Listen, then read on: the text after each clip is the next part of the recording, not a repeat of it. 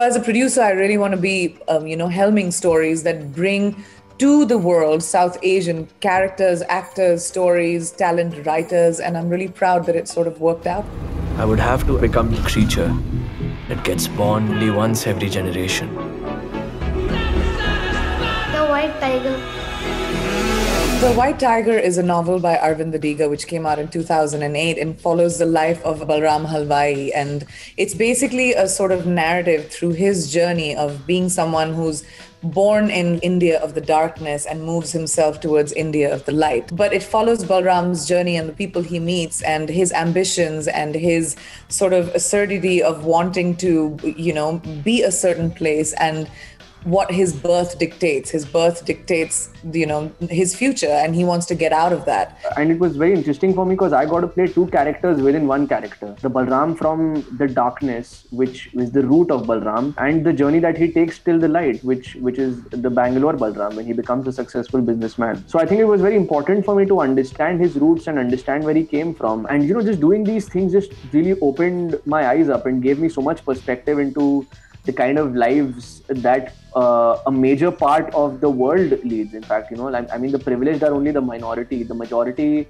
of the world is this. This is representative of that. And I think it really raises the right kind of questions and opens up conversations that, we've been ignoring, and helps us acknowledge the privilege that the few of us are born with, and, helps you become more aware and sensitive. It was at the turn of the millennium. It was a time when, India was at the precipice of being this global superpower, and there was optimism and enthusiasm, especially in the digital space and technology.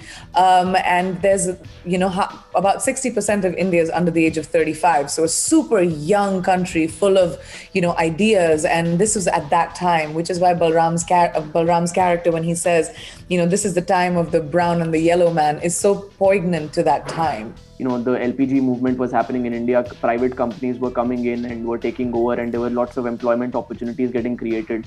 So you saw like a huge rise in the middle class, which essentially falls between the lightness and the dark. I knew then this was the master for me.